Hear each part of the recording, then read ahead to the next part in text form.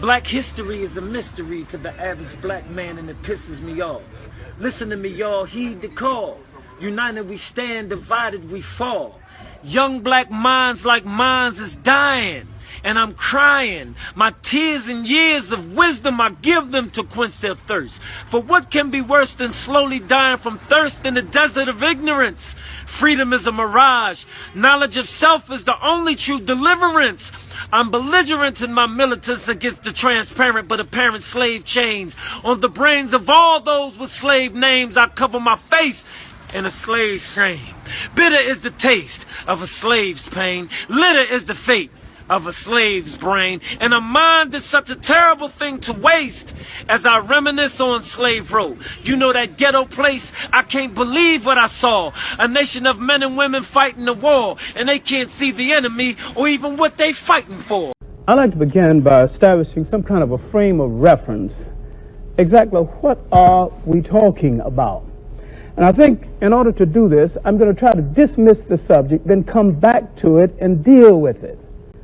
There is no such thing as a race. Nature created no races.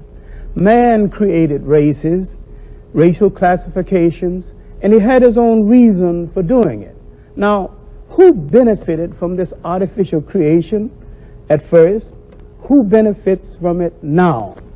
Now, let's look at the historical roots of this whole thing, and you're not going to understand it until you understand the implications, the far-reaching effects of the opening up of the so-called New World, Christopher Columbus and other thugs coming, suppressing the Indians, and finding a justification for this kind of thing.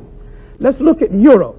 Europeans tell us all the time when it comes to 9/11 or the Holocaust or the Titanic, never forget. They celebrate their history all the time. I just watched this documentary on Bonnie and Clyde. They promoted it for 2 months. But African people are told when it comes to enslavement and colonies, get over it. That was a long time ago. Pull yourself by your bootstraps and move on. Europeans, all strong people emphasize their history all the time, and weak people don't. So we must be more history-oriented. I don't get angry at the Jews for telling us about the Holocaust every day. I get angry at us because we don't talk about our history. We are more inclined to forget it, to forget and forgive. And as a result of that, we're not able to get beyond that. African proverb says, if you understand the beginning well, the end will not trouble you. And we have to emphasize that beginning a lot more than we're doing right now. Begin by suggesting that the clearest evidence of racism in education is the essential control over black education, both in so-called integrated settings and in segregated settings by white people, many of whom are incapable of responding to the people they're educating as people, many of whom are incapable of understanding the culture and the history of the people they're educating, many of whom really do not see any kind of responsibility for involving these communities and managing their own education. The second kind of aspect is the ability of white communities to keep black people out of their communities and still yet exercise some influence over the education in black communities. That is, even when there's no blacks in the white community, whites are still having some kind of influence over the education in black communities. A third example is the way in which our schools are organized. Did you know in some states it used to be against the law to teach blacks to read or write? Nowadays we're getting these integrated schoolrooms, and most people think that if we get enough teaching and enough jobs, everything is going to take care of itself. But there is a scar of history running right through kids as young as these. It tears you up if you know how to look at drawings kids make, because kids shouldn't know much about history and anything about discrimination. I mean, nobody hates little black kids, but why do some of them cause so much trouble? And if you ask black and white children to draw themselves, or trees, or houses, some strange things happen. We asked some ordinary white kids from ordinary families to make some drawings for us. Like, well, let's call him John. John's white, and we asked him to draw himself. This is John. This is his house, and this is his tree.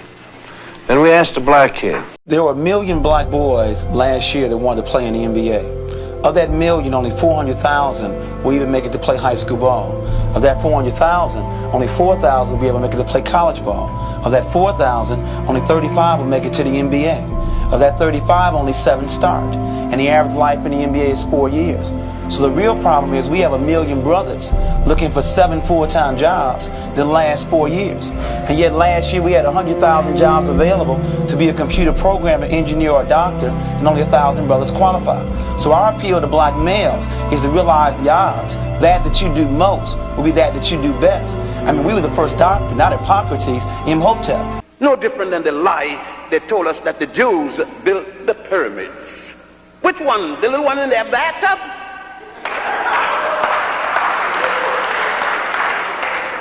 There are 72 pyramids throughout Egypt. The first one was designed, engineered, and built by the multi-genius, first one known in the world, Imhotep. That was the 3rd dynasty. The last one was the 6th dynasty, and the first Jew wasn't born until the 13th dynasty. You can't build a pyramid before you're born. But the myth and the lie continues. Now they're even making people from outer space build the pyramids. The main key to slavery is to reduce the analytical ability of adults down to an 8-year-old child. Our 98% of what we deal with if we don't analyze nothing below the surface. Even like Love Jones, that was supposed to be the one. He get up and he do some goddamn poetry. Oh, now shit. The best black movie in the last 10 years was Matrix. You see what I'm saying? A few white people sprinkle here and there, and they giving you that garbage. So because it makes you feel good, I want to see some black people. I want to see some black people who ain't killing each other, like soul food and all that. And so what it does is it undermines your intellect. Everything is based on intellect and analytical ability, and they're giving you that garbage. So, and I'm just telling you, you got to start thinking on a very advanced level when you in wartime. You gotta have some advanced black people. They gotta know what time it is in wartime because you won't be the one that's kicking that ass. And that's some real shit. Duddy Boukman is very intelligent. He is one of the leaders of the African people. He's very respected. And what he's going to do is he's going to devise a plan. And he is going to incorporate the ceremony of Ogun, the god of war. And he is going to assemble the forces. And he is going to instill in them a spirit of revolution. And the last sentence is a pretty long thing. In the last sentence, he says, listen to the voice of freedom. It speaks in each one of your hearts. When they ask him, but who will lead us in this battle? He says, the leader is inside you. You are the general, and you are the soldier. Now get to work. He comes from the form of just total understanding of what war is. There is no conceptual framework of peace. You don't call on Ogun for peace. You don't call on him for negotiation. You call on him when everything has been done that you've tried to do. You've been as diplomatic as you possibly can. But now it's time to get busy. I have not seen anywhere where there's some text in voodoo that says, forgive and forget. Ignorance is the mother of devotion. That which you are ignorant of, you worship. Because you have no knowledge of what you worship. You believe in things you don't understand. And that's why you suffer. Segregation and the legalized oppression of black people was a continuation by the white South of the Civil War. That's exactly what it was. It was taking out on black people their venom against the white Northerners and saying, you may think that you took our way of life away from us, but you're wrong and your foolish social theories are wrong too. So it was a continuation of the Civil War, there's no question about it. In the early 50s, America was a horribly segregated country. It was as if the whole South was a rotten fruit that everybody could smell. There were a couple of notorious lynchings in Mississippi. Black kid named Emmett Till whistled at a white woman. They killed him. Why did white folks, where you grew up, how could they and why would they hate somebody like your grandmother? Why would they hate black people? Because they're frightened. Why? You didn't have guns. I know, but people are afraid, for one thing, that basically, people are afraid to die. That is basic. I'm coming to it. Let me explain. Basically, people are afraid to die. So they clutch to something which they think will preserve their lives. So they try to guarantee happiness to themselves by shunting dirt and misery off on someone else. That's Sterling Brown. Sterling Brown's poem, The Strong Man. People feel, if I can keep them out of this building. You don't go to poor countries to make money. There are very few poor countries in this world. Most countries are rich. The Philippines are rich. Brazil is rich. Mexico is rich. Chile is rich. Only the people are poor. But there's billions to be made there, to be carved out and to be taken. There's been billions for 400 years. The capitalist European and North American powers have carved out and taken the timber, the flax, the hemp, the cocoa, the rum, the tin, the copper, the iron, the rubber, the bauxite, the slaves, and the cheap labor. They have taken out of these countries. These countries are not underdeveloped, they're overexploited. Why is Bayer Corporation the rat of the week? Internal documents show that after this company positively, absolutely knew that they had a medication that was infected with the AIDS virus, they took the product off the market in the U.S. and then they dumped it in France, Europe, Asia, and Latin America. The medicine's called Factor 8. It was an injection medicine that was used for hemophiliacs, mostly children. Children had been born with an incurable disease. Hold on, Mike. So, hold on. So you're telling me that Bayer knew that this drug was infected with the AIDS virus. They yanked it from the market in America, and then they dumped it in markets overseas? They had to figure out a way, Joe, to make a profit on a product that they could not sell in America. So they made a huge profit. They dropped the product in Japan, Spain, and France. By the way, Joe, government officials in France that allowed that to happen actually had to go to prison for it. In America, not one corporate executive for this company has been indicted or even criminally investigated. He said, you go ahead, get your monkeys out of West Africa and get the African green, bring them into Madrid, unload them there. There are no other traffic through there for animals. Fly them into Philadelphia, pick them up. Or fly them into New York and pick them up right off the airplane. So I brought African greens in. I didn't know we were importing AIDS virus at the time. And if you were going to do AIDS virus to the country, it became a real story. Merkel do the velvet vaccine. So what he did, so anyway, I went down and talked to him. And I said, well, why are you concerned about it? I said, well, I'll tell you what. I said, I have a feeling in my bones that this virus is different. I don't know why to tell you this, but I've been around biology a long time. I just think this virus may have some long-term effects. And he said, what? I said, well, cancer. I love it. I love it. You are filtering out certain rays of the sun which are supposed to enter. You're blocking them out. And the pineal gland, which receives the light in a different color formation, that means the entire spectrum of light, it is necessary for the body to have that light. That's why we have a lens that breaks down the white light into 7 colors. It gets encoded with, these colors get encoded with chemicals in the pineal gland, and then they pass to the different parts of the body which are needed for basic metabolic processes. And you make blood, red light is involved in that. You make bile, green light is involved in. So there are many different things that we need. Now also you have to allow UV light to come in.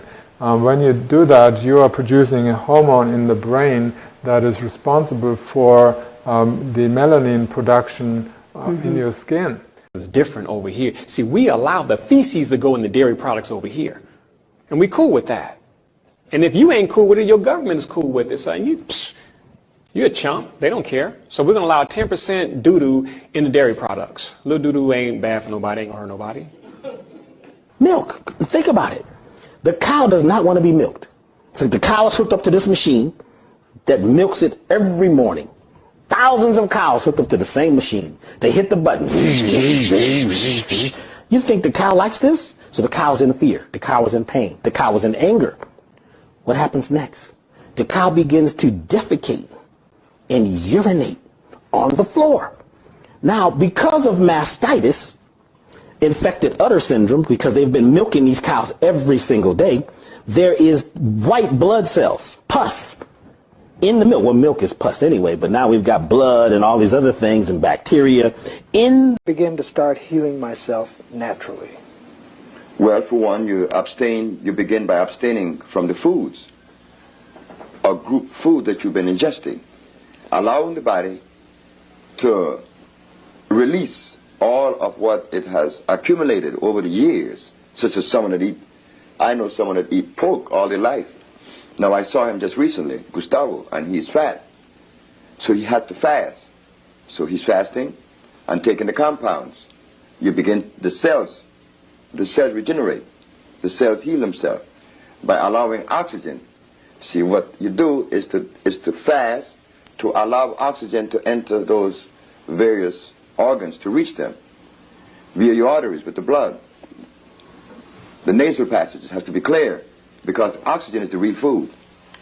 It's the fuel of the body.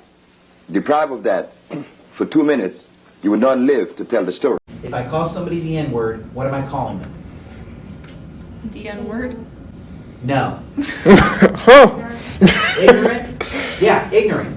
The N-word just means ignorant. It doesn't have any other meaning and any other vocabulary other than you are a stupid person. You are ignorant. You are not well read. You are not well educated. That's what it means. White people do what? They would crack the slaves with the They wouldn't the whips. do that to slaves. How do you know? Were you there? Like, how do you know? Let me help you out with your, okay? Before I kick you out. How?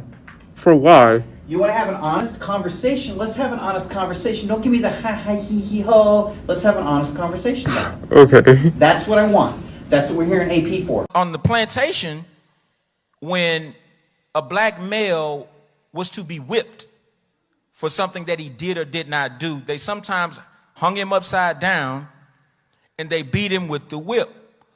Well, the male slave would ask the overseer, "Master, can I have my hands free?" And if he allowed him to be whipped with 2 free hands, he would cover his private parts so that the whip would not hit him in his private parts. And he was so traumatized by that encounter that he would sometimes just walk around all day on the plantation with his hand on his private parts. Now, you can drive down a main street in the black community today and you can see a young brother with his hands still on his private part, and we don't even know where that comes from. Integration is not just an idea of black people. It is an idea pushed by the white ruling class. You have to understand that. It is to their advantage to run this game on black people's minds. You must understand that the slaves were not mere field hands and house servants. You had slaves with many skills, all types of skills. Carpenters and iron workers and millwrights and shipbuilders and you name it, they had it. Many did not just work on the plantations or in the house. They actually went out and followed professional jobs and brought the monies back to their slave masters. So the idea that you're picking up a skill does not advance you any farther than they were. Because in the end, the basic constant remains the same. Don Rose is the man that Jesse Jackson left town to meet up, who put him on the Today Show the next morning after Martin was killed to start the discussion that Jesse is the heir apparent to Martin King. And you'll hear him say, "I told Jesse," and we reinforced each other, that Jesse was the likely choice. Well, excuse me, Mr. White Man. Are you in the SCLC? And doesn't it seem odd, Mr. White Man, that outside of the FBI, you're the only other white man that feels it's your job to pick the black man to run the black organization? See, it takes a lot of arrogance for me to stand here and say who's going to be head of the next ADL. Lieutenants of Satan. That would be like, well, you ain't even in the group. You can't even vote him in. But everybody don't know Don Rose. He's another one of those white people of the Jewish religion that got their fingerprints on the King assassination. I knew Malcolm. I loved Malcolm. Malcolm called me the Sunday that he died. I was working Basin Street East. He said, Brother Greg, you coming by today? And I said, Malcolm, I love you. And I said, I love you so much, I don't even want to take a chance to be there. He said, what do you mean, Brother Greg? I said, well, I close tonight, Sunday night at Basin Street East. And I said, but I had my wife book me a flight into Chicago at 8 o'clock this morning, and I'm going to Chicago, and I had way beneath my salary booked me into a college about 10 miles from the airport. And I'm going to go there and speak this afternoon, and I'm going to stay there until they tell me you dead. Because I'm not going to let this government get two of us for the... Brownsville was a beautiful place. In that corridor from 43rd and State Street to 51st Street, there must have been 200 to 300 black businesses that were vibrant. Segregated, of course, all black. It was like a black Wall Street. Churches everywhere, on every block. If you were a popular gospel singer, as Sam Cooke eventually would become, you would rub elbows with a young Martin Luther King, right? You would know who Reverend C.L. Franklin was, who of course is Aretha Franklin's father and generally regarded as one of the greatest preachers produced in the 20th century. Chicago's a place where people had to figure out how to hustle for themselves. And I don't think it's a coincidence that someone like Sam Cooke would eventually say, I want to own my own record label, I want to own my own publishing company, because that's what you saw in Chicago. You saw businesses everywhere, and I'm sure he was impacted by that. Now remember, when the black soldiers came back from the World War I, there were great race riots all over America. They didn't happen until then. When one race riot started when the white men saw black men wearing the military uniform in public. They didn't want the nigga to wear a soldier's outfit in the public. A business district in Tulsa, Oklahoma builds up so much resentment against poor honkies in Oklahoma, they got to bomb it. You know, but the race riots of 1919 and beyond, especially Chicago, were the first time Negroes went away and got their guns in the North and went and hunted down the whites like the whites had hunted down the blacks only earlier in the day. Good. As whites hunted by day, the Negroes hunted by night. Yeah, as many whites died as many blacks. The only difference in us, my brother, and the Japanese from a standpoint of war is that the Japanese knows that he's a Japanese. The Japanese speaks Japanese. The Japanese has Japanese heritage, Japanese legacy, Japanese culture, Japanese folkways, mores, and norms, Japanese holidays, and operating on Japanese land.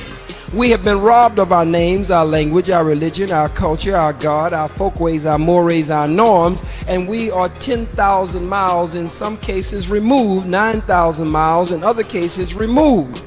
So after having been robbed completely of a knowledge of self, it is difficult to move a people like that against an enemy when most of the time we're enemies to ourselves. The Japanese people never forgot Nagasaki and Hiroshima because it was just a few years ago. We're 100 years up from slavery, and many of our people are so busy trying to be white. You can't legislate brotherhood. That brotherhood comes about through understanding, and understanding is created through education. Now, Malcolm, on one side you're talking about brotherhood and education, and on the other side you're talking about guerrilla movements in the South. Where do you stand? Both of them are educational. When we demand our right to have access to equality of opportunity to anything that this country stands for, as long as we're born here and come within the confines of the Constitution that governs this country. Now, in line with that, we feel that we have the right to defend ourselves whenever we take measures to participate as citizens and unlawful elements like the Ku Klux Klan get in our way. We think the two positions are consistent. In fact, one complements the other. I would like to say what scares us is I think we hear violence. The young lady said she's afraid of violence. And isn't it sad that we who have been the victims of so much violence, now whites fear violence from us? We do not have a history of killing white people. White people have a history of killing us. See? And what you fear, may I say this, sir? What you fear, and it's a deep guilt thing, that white folks suffer. You are afraid that if we ever come to power, we will do to you and your fathers what you and your people have done to us. And I think you are judging us by the state of your own mind, and that is not necessarily the mind of black people. Mr. Carmichael, if you had the chance to stand up in front of the white community and say anything you desired, say to him, "Understand me, white man," what would you say? I would say, understand yourself, white man, that the white man's burden should not have been preached in Africa, but it should have been preached among you. That you need now to civilize yourself. You have moved to destroy and disrupt. You have taken people away. You have broken down their systems, and you have called all that civilization. And we who have suffered at this are now saying to you, you are the killers of the dreams. You are the savages. Yes, it is you who have always been uncivilized. Civilize yourself. In ancient Greece, as an event that we document in history called Lupercalia. Lupercalia was a giant pedophile sacrifice event. That's just what it was, cut and dry. Every February 14th, they would sacrifice children to, their demonic deities that they believed in. And it's also associated with pedophilia. As I stated before, eros is the etymological root of the word erotic or eroticism, which is sexual love. Eros is also a little boy deity in ancient Greece who was considered, the national symbol of sexual attraction because they was like the little boys. Eros' alleged mother is Aphrodite, who's a man, a transgender.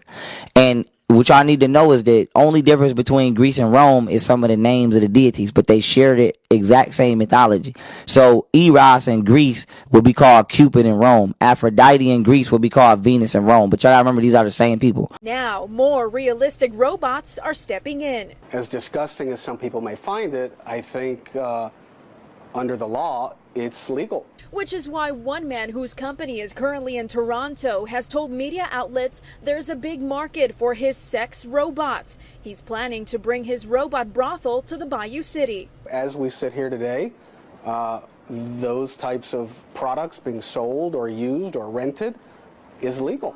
Houston lawyer Steve Shellis says there's a statute in the Texas Penal Code that would make this business illegal. But that law banning those types of businesses was ruled unconstitutional 10 years ago. So right now, the behavior that is listed in the statute is technically constitutional and permissible. So yes, I think he could come here and set up shop. Not so fast, though. One local organization who caught wind of it is quickly trying to press the brakes. And now many people are going to, who had no intent of studying more about the Passover, the Christian crucifixion period. Many people who thought that it is Rome that had given them, most of us in here, and most of us outside of here, believe that we became Christians because we were lucky to be in slavery in one Western colonial power or another. Very few of us have any idea that even Christianity started on African soil. We knew, and I'm not dealing with the principles that were adopted. I am talking about Christianity itself physically started in a place called Alexandria with Pantius and Boetius. Whoever can control your concept of God has a weapon more powerful than any physical weapon, than any sword, any gun, any atomic weapon. Whoever controls how you relate to the unseen presence of God will not only control you, but can control your children and your children's children. So it was at the Council of Nicaea that the Constantine, this emperor, needed to find a way to consolidate his power, because the people that he conquered in various parts of the world had different religions, different ideologies. And it was at Nicaea where he brought together these theologians, these scholars, if you will, to hammer out one uniform theology that everyone would follow. 9/10 of the people on this planet are people of color. People classified as Europeans, white people are a minority. So why is it that all the images of God, Son of God, all the angels are all white if they are a minority of people on the planet? So what we're dealing with is the greatest form of brainwashing ever imagined as a means of controlling a people from the inside out. Remember now, the CIA and the FBI employs hundreds of psychologists. We fail to recognize this, but propaganda is one of the most important institutions of any government. Your ability to control the thinking of the masses is critical to you controlling the masses. You want to control black folk, you have to control black people's thinking. So the CIA, the FBI, the United States government, every corporation. To say that Elvis was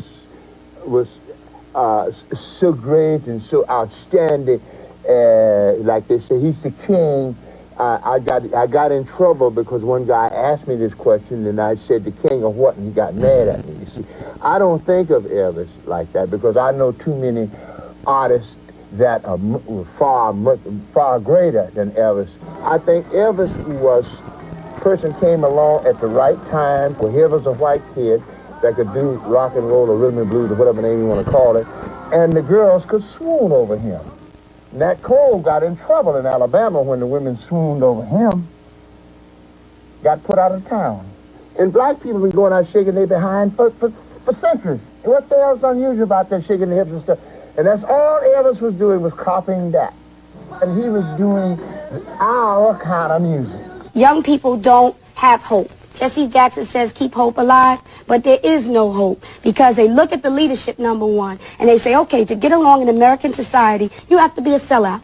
You have to put on a suit, talk like a white man, ask for what white people want, say what white people like to be successful. And young black people don't see that as something that they want to strive for. The IRS is a private corporation that are operating for European corporate slaveholders. It is not the government of the United States Republic.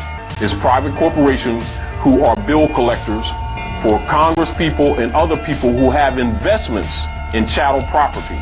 You can't identify a law that requires the average person in America who earns a wage and works in private business to pay an income tax. I had to leave the IRS because I presented evidence that I had accumulated indicating that the agency was violating the law and violating people's rights. I've asked Congress, we've asked a lot of people in the IRS commissioners, helpers. They can't answer because if they answer, the American people are going to know that this whole thing is a fraud. There is no law that requires the average American to pay a direct unapportioned tax. Nobody has been able to show that there is a law to pay an income tax. Our tax system has come to be un-American.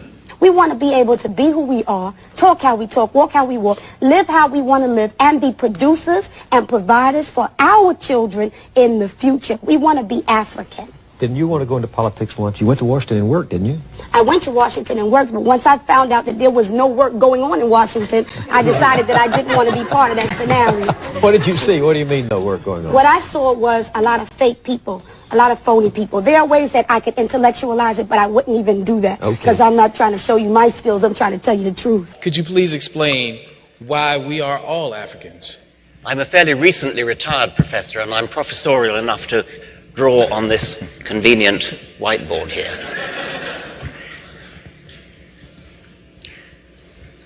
That is 6 million years ago, and that is the common ancestor of chimpanzees and bonobos and humans. What? Bro, what are you talking about, man? And what it was, it's an African Heritage Foundation chartered out of England with all white members. And their thing was to write a history where they to make a continental black person to take away from the global black person. So in so many words, the thing was to focus on Africa, to wipe out. We got some real Mexicans in there, motherfucker. You niggas some flexy. Yo solía pintarme con cal para estar blanca y de hecho Diamonds on me real.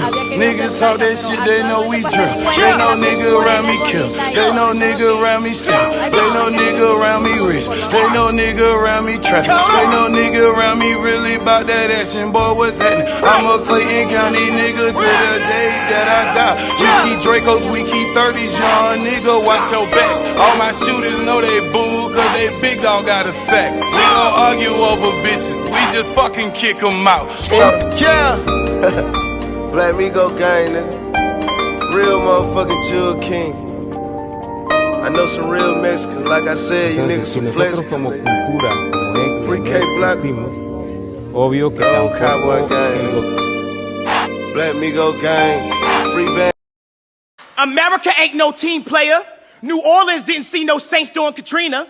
In Detroit, they lying to the people. Because you can't get a win when you're the Browns. Whether in Cleveland or LA, they'll charge us wherever we touch down. When you know your blood is royal, bleeding purple, they'll ask what you're raving about. You get to speaking like a Panther, you'll see Hawks, and in Oakland, they'll be raiding your house. See the racists rolling Colts. So giant, you Tennessee Titans bulk from their powers. Like your revolution is a cardinal sin. These cowboys will always pack us in coffins. And you can't say nothing, no matter how many dead children Chicago bears. But because you my son. You too falcon to have your wings clipped.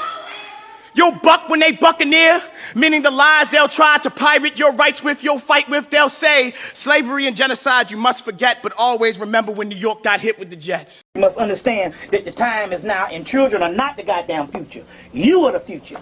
Children have never been the fucking future. You the future. The child is only carried on the parents' future. You see what I'm saying?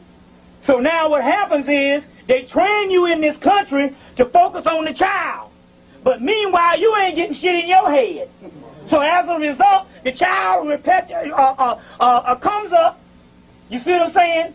And basically, it's repetitious and it's a damn cycle. You see? And so he comes up, and he's an asshole too. Or she's an asshole too. But it's you. So the first thing somebody do in a conscious meeting, you gonna start talking about some damn children. That's 18 fucking years away before that motherfucker can even begin to do some shit. Or 12 years away. As a matter of fact, the conscious realm don't even get to a child till he gets 12 years old. Before we go, just say that poem for us. Oh, this poem explains the Attica prison. You heard that over here when all the black prisoners were shot? And just before, they held some white hostages, and they said they would cut the throats if they didn't get what they wanted. And the word was, well, if the throats are cut, then shoot and kill everybody. They found out during the autopsy that the throats were not cut. They just shot them for nothing. The trigger-happy policeman, and that Rockefeller gave word 10 minutes or so, if they don't give up, I think it's the way it went, open fire. And one black prisoner came out to speak to the warden, and he said, you have 10 minutes to surrender. What's your reply? We're going to come in shooting. And the black prisoner came out, poetic poem. He said, better far from all I see, to die fighting to be free. What more fitting end could be? Better surely than in some bed, where in broken health I'm led, lingering until I'm dead. Better than with prayers and pleas are in the clutch of some disease, wasting slowly by degrees. Better than of heart attack are some dose of drug I lack. Let me die by being black. Better far that I should go, standing here against the foe, is the sweeter death to know. Better than the bloody stain on some highway where I'm lame, torn by flying glass and pain. Better call in death to come than to die another dumb, muted victim in the slum. Better than of this prison rot, if there's any choice I've got, kill me here on the spot. Better far my fight to wage now while my blood boils with rage, lest it cool with ancient age. Better violent for us to die than to Uncle Tom and try, making peace just to live a lie. Better now that I say my sooth, I'm gonna die demanding truth while I'm still akin to youth. Better now than later on, now that fear of death is gone, never mind another dawn. They opened fire, but they died telling it like it was. Muhammad Ali.